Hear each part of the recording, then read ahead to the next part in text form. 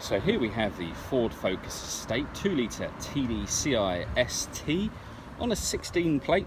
I'm going to start off by showing you around the outside of the car, and then we'll hop in and run through some controls on the inside. But from the outside, you can see that it's a 5-door car with alloy wheels.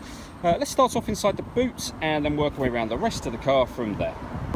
So as we approach the back of the car, you'll see we've got those twin exhaust pipes in the middle there, reversing sensors, as well as plenty of boot space and that 60/40 split folding rear seat.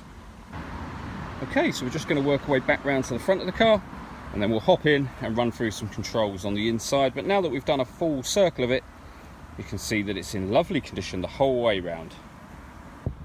Just briefly before we climb in, I think it's well worth seeing the interior from this exterior point of view. You get full leather Recaro seats with the ST logo embossed on them. There's plenty to run through on the dashboard as well, so let's hop in and we'll do that now. Okay, so now that we're inside the car, we're going to start with the dials. On the left-hand side, we have the rev counter, and on the right-hand side, the speedometer. At the bottom in the middle, you can see the fuel gauge and coolant temperature gauge, and then above that, the total miles on this car, which are 20,632. The information displayed above that can be changed using controls on the left-hand side of the steering wheel for various different bits of fuel economy information, or that digital readout for the speedometer that you see being displayed now. Backing out to the steering wheel, on the left-hand side are the buttons I was using a moment ago, and underneath that we have cruise control and speed limiter.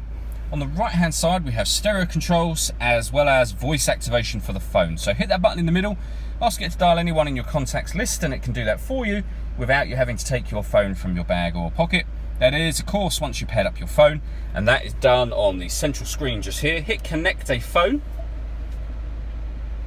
and then follow the instructions from there. Ultimately, it's very, very easy to do. Search for sync on your device and select sync once it is found. And as you hear, it talks you through how exactly to do that. If you go back to the home screen, in terms of music, there's plenty of ways to listen to it in this car. You can see them listed down the side. So we have AM, FM and DAB radio, a CD player, USB input, and then Bluetooth audio, as well as an SD card input as well. So the Bluetooth audio, once you pair up your phone, not only can you make and receive phone calls, but you're able to stream your music wirelessly as well. This car also has satellite navigation. There's a full video showing how that works on our website, which I'd highly recommend checking out. We then have the CD player and main volume for the stereo, and dual zone climate control. So you can adjust the temperature on either side of the car, fan speed up and down from here. Hit that button to turn the air conditioning on, or hit auto, and the car will maintain, in this case, 16 degrees on both sides of the car by taking control of the fan speed itself, and you can override that whenever you wish to. We then have a heated front and rear screen, heated driver's seat with 3 different heat settings, and the same on the passenger side. We've got a USB input there.